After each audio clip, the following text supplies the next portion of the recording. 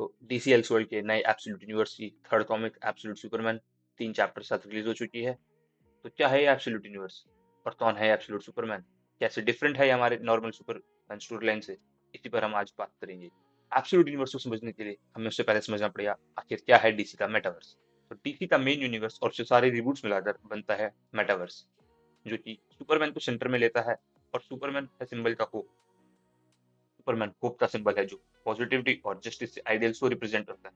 Metaverse essence optimism है, जिसमें super heroes इंसानियत के लिए एक बीकन ऑफ होप होते हैं। पर डीसी ने अपने नैरेटिव को डार्कर और कॉम्प्लेक्स डायरेक्शन में जाने के लिए किया है एब्सोल्यूट यूनिवर्स का क्रिएशन, जो कि है एग्जैक्ट अपोजिट ऑफ मेटावर्स। यह हमारे हीरोज वल्नरेबल और अंडरडॉग है। अब इस डार्क यूनिवर्स की स्टार्ट होती है DC all in special issue 1 से, जहां एब्सोल्यूट पावर के कॉमिक के इवेंट से बाद जस्टिस लीग बाकी छोटे बड़े सुपर हीरोज को रिक्रूट करके बनाती है justice league unlimited.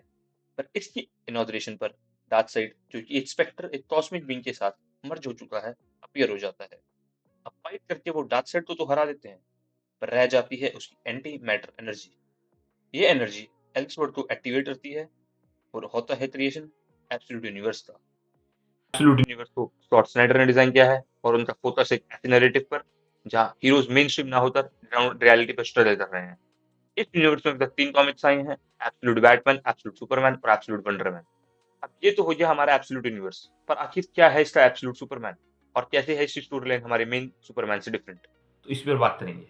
Absolute Superman का कैरेक्टर काफी इंटरेस्टिंग है, क्योंकि जहां मेन यूनिवर्स से सुपरमैन क्रिप्टॉन से अर्थ पर इन्फेंसी में आया था और केंट के साथ बड़ा हुआ था, इस सुपरमैन ने क्रिप्टॉन पर अपने टीन्स बिताए हैं। उसने क्रिप्टॉन पर अपनी लाइफ जी है और अपनी आंखों के सामने उसे डिस्ट्रॉय होता हुआ देखा है। क्रिप्टॉन का स्टोरी लाइन में पोर्ट्रेयल काफी अलग और डिफरेंट है। यहाँ सोसाइटी 2 हिस्सों में बढ़ चुकी है, जो कि है एक एलिट क्लास और एक लेबर क्लास। सुपरमैन का क्रेस्ट, जो होप और फैमिली का सिंबल होता है, यहाँ लेबर क्लास का इंसिग्निया बन चुका है। सुपरमैन के पेरेंट्स लारा और जोरेल लेबरर क्लास का हिस्सा हैं। उन्होंने क्रिप्टॉन के रिसोर्सेज और लेबर एक्सप्लॉयटेशन पर काम किया, पर क्रिप्टॉन की रूलिंग बॉडी स्पेस लीग ने उनके रिसर्च पेपर बैन कर दिए।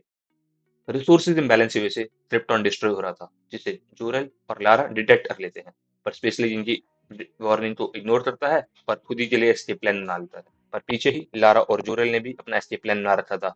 उन्होंने अपने और टूस्लोज यूनिवर्स के लिए एक एस्केप शिप बना रखी थी और ताल के लिए बना रखा था एक उसका कस्टम सुपरमैन सूट।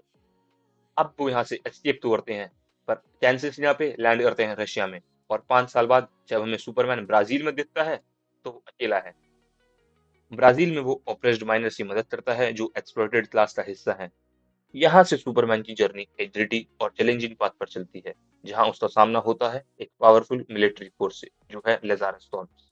अब लेज़ारस कॉर्प्स की बात करें तो इसका डीसी में पहला मेंशन है और एक रूथलेस मिलिट्री ऑर्गेनाइजेशन है जिसे ब्रेनियक कंट्रोल करता है। इस चीज का प्रूफ हम स्टोरी में मेंशन ब्रेनियक सिस्टम से भी देख सकते हैं।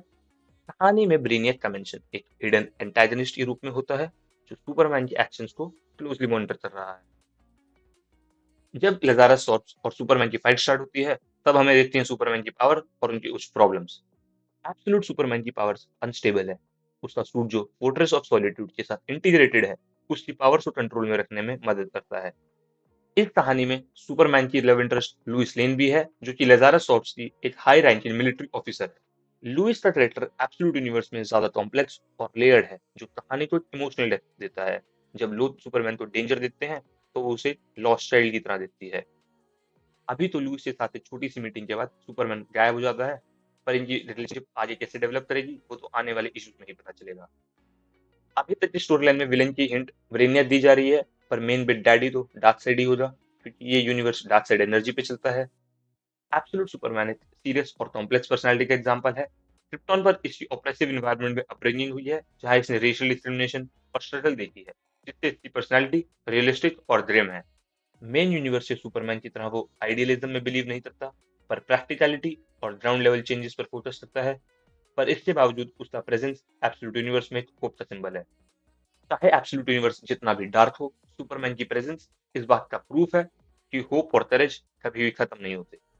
इसकी स्टोरी एक रिमाइंडर है कि even in the darkest times humanity और पॉजिटिविटी का एक स्पार्क हमेशा बचता रहता है। सुपरमैन की स्ट्रगल और उसकी ग्रेट एब्सोल्यूट यूनिवर्स की ओवरऑल टोन डिफाइन करती है, और ये स्टोरी लाइन काफ़ी एंगेजिंग और इम्पैक्टफुल बन गई है। तो ये था एब्सोल्यूट सुपरमैन, जो कि अभी तक आए हुए इस कॉमिक के 3 इश्यू से डिफाइन होता है। अब बचे इस बार यूनिवर्स में बैटमैन और वंडर वुमन, जिस पर वीडियो जल्दी आएगी। तब तक के लिए